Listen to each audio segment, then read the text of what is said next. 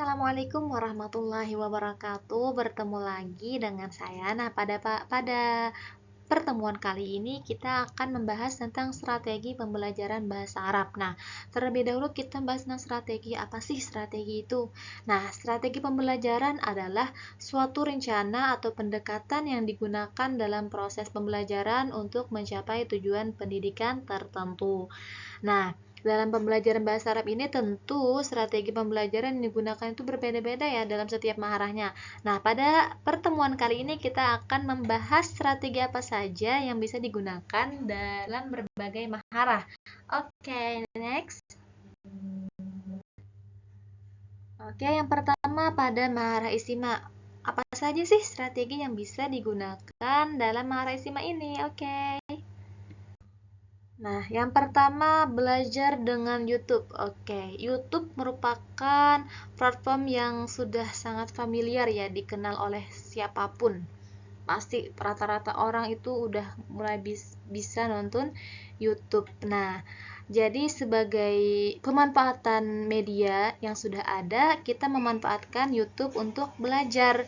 Dan di YouTube itu banyak video-video yang kiranya relevan dengan pembelajaran bahasa Arab. Boleh kita cari nanti, misalkan aja nih di sini tentang mufradat. Nah, ini ada contohnya jawalah sepeda motor.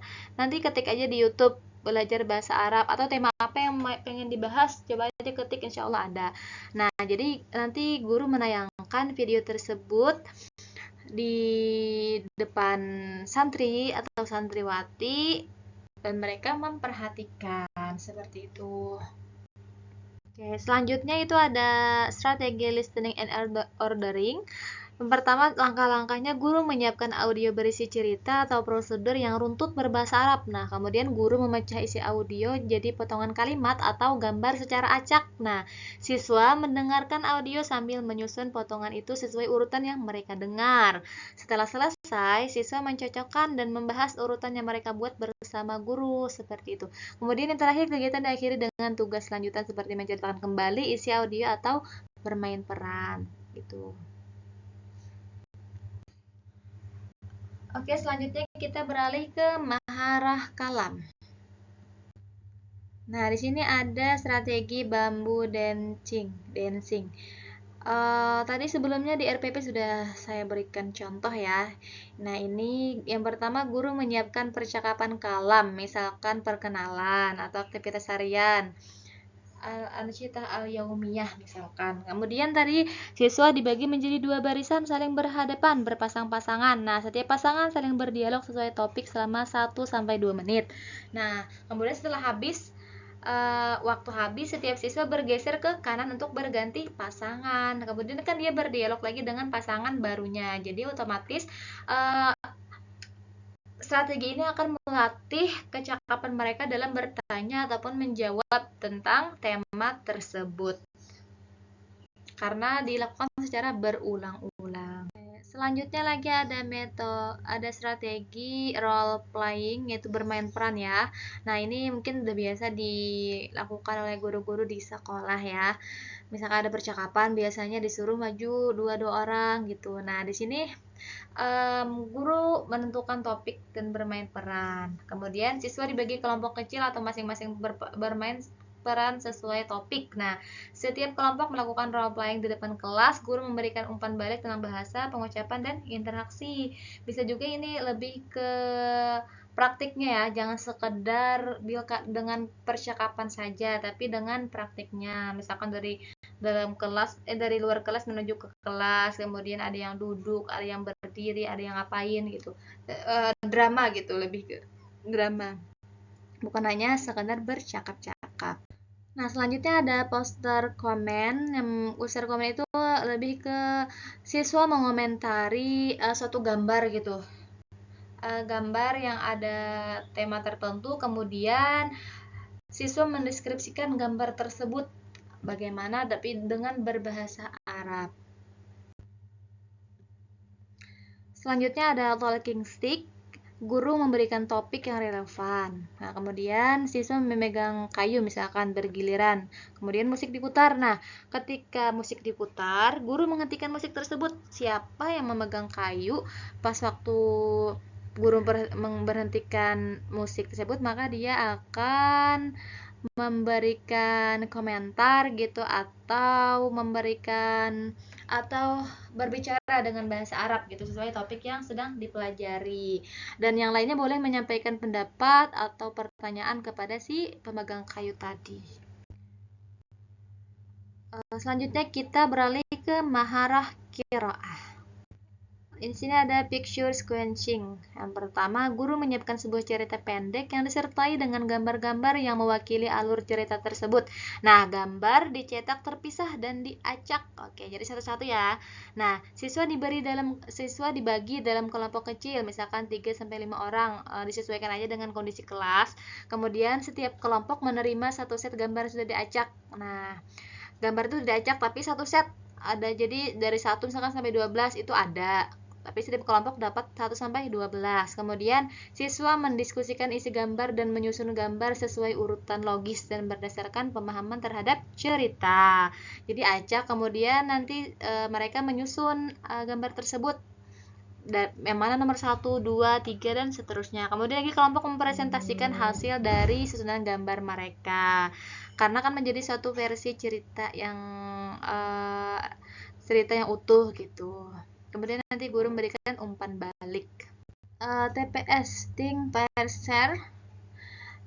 Siswa membaca teks dan berpikir sendiri tentang isi tersebut. Kemudian siswa berpasangan dan saling mendiskusikan apa yang mereka pahami gitu. Kemudian setiap pasangan memberikan hasil diskusinya ke kelas.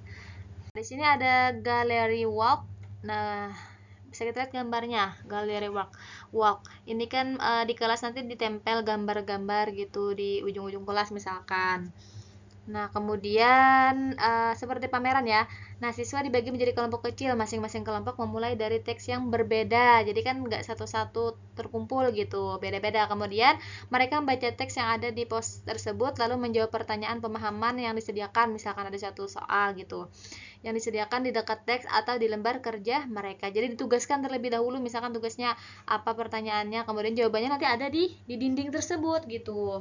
Nah, jadi misalkan udah selesai di satu pos ke pos lainnya lagi secara bergantian gitu.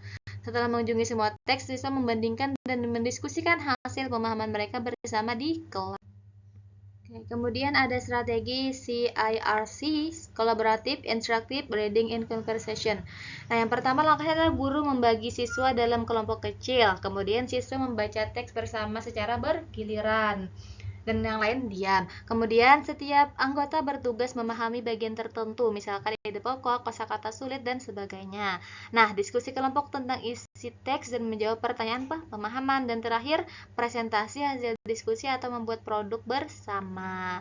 Misalkan membuat peta konsep, rangkuman, gitu. Oke, selanjutnya kita beralih ke maharah kitabah. Nah, di sini ada picture based story. Yang pertama, pengajar menyiapkan serangkaian gambar yang menggambarkan sebuah alur cerita.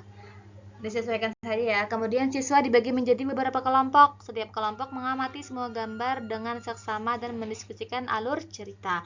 Kemudian siswa menulis cerita dalam bahasa Arab berdasarkan gambar-gambar yang disediakan. Kemudian yang terakhir, siswa membacakan atau menampilkan hasil tulisannya di depan kelas atau bergantian antar kelompok. Nah, ini misalkan gambarnya. Yang pertama bangun tidur, kemudian sholat, kemudian makan, kemudian pergi ke sekolah. Silahkan siswa nanti diperintahkan menyusun bahasa Arabnya berdasarkan gambar yang sudah disediakan oleh guru. Selanjutnya ada strip story. Yang pertama itu siswa dibagi menjadi beberapa kelompok. Terus pengajar membagikan potongan cerita berbahasa Arab secara acak dan terpisah kepada setiap anggota kelompok. Nah, tapi setiap kelompok itu mendapatkan rangkaian utuh gitu, cuman acak gitu ya. Nah, kemudian setiap siswa diminta menghafal kalimat yang diperoleh dalam waktu 1 menit. Oke. Dari setiap kelompok tadi. Nah, siswa tidak diperkenankan menulis ulang kalimat tersebut maupun menunjukkan kepada teman satu kelompoknya. Nah, setelah waktu habis, kertas dikumpul atau ditutup agar siswa tidak bisa melihatnya lagi. Nah, setiap siswa kemudian diminta menuliskan kembali kalimat yang mereka hafal tadi di kertas atau buku tulis. Nah, setelah itu baru anggota kelompok berdiskusi dan menyusun kembali keseluruhan alur cerita yang sudah dihafalkan tadi. Oke, ini juga latihan mengingat ya untuk mereka. Oke, nah sekarang poster komen lagi. Tapi kan kalau tadi untuk maharah kalam, sekarang untuk maharah kitabah. Jadi bedanya apa? Tentu kalau tadi kan bil kalam dengan ucapan-ucapan mereka, kalau sekarang diganti dengan tulisan. Siswa mendeskripsikan satu gambar dengan tulisan seperti itu. Oke, selanjutnya yang terakhir kita masuk ke strategi yang bisa digunakan dalam pembelajaran tarkib.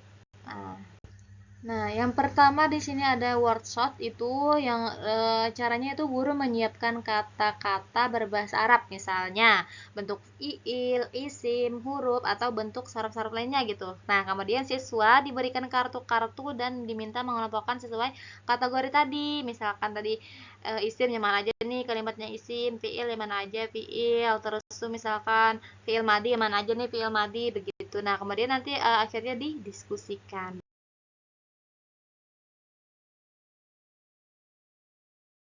Nah, kemudian ada galeri work lagi. Ini sama aja seperti yang tadi, disesuaikan dengan materinya saja. Misalkan juga ditempel mind mapping tadi, bisa di sekitar kelas atau penjelasan-penjelasan dan pertanyaan-pertanyaan begitu. Lagi numbered head together bagi siswa dalam kelompok, kemudian beri nomor ke tiap anggota. Nah, guru memberikan soal tentang nahwu atas Arab, kemudian siswa mendiskusikan dalam kelompok dan mencari jawaban. Nah, guru mengacak nomor. Nah, kemudian nomor dan siswa dengan nomor tersebut yang ditentukan setelah diacak tadi akan menjawab pertanyaan dari guru. Nah, kemudian lagi ada mystery box. Si guru menyiapkan kotak berisi soal atau kartu tantangan tentang nahwu atau saraf. Jadi dipersiapkan terlebih dahulu pertanyaan-pertanyaannya. Kemudian siswa maju mengambil satu kartu dari dalam kotak tersebut. Nah, lalu ia menjawab pertanyaan yang ia dapatkan dari kotak tersebut, seperti itu. Kemudian siswa lain bisa mengoreksi atau menambahkan atau memberikan masukan. Nah, selanjutnya yang terakhir itu ada think, pair, share. Nah, ini sama aja kurang lebih seperti tadi, guru memberikan pertanyaan, kemudian siswa berpikir dulu sendiri, baru dia berdiskusi dengan pasangannya, baru berdiskusi dengan kelas, seperti itu. Atau membagikan jawabannya ke kelas dan diskusi bersama. Nah, oke, baiklah, mungkin cuman ini ya strategi yang bisa saya sampaikan. Sebenarnya banyak lagi strategi-strategi yang bisa diterapkan dalam pembelajaran bahasa Arab. Tentu strategi-strategi tersebut disusun dalam rangka untuk mencapai tujuan pembelajaran, seperti itu. Baiklah, terima kasih atas perhatian Bapak Ibu semua. Semoga apa yang kita pelajari dapat bermanfaat untuk kita maupun untuk peserta didik yang menerima daripada penerapan strategi-strategi kita ini. Nah, oke, saya mohon maaf atas segala kekurangan. Wassalamualaikum warahmatullahi wabarakatuh.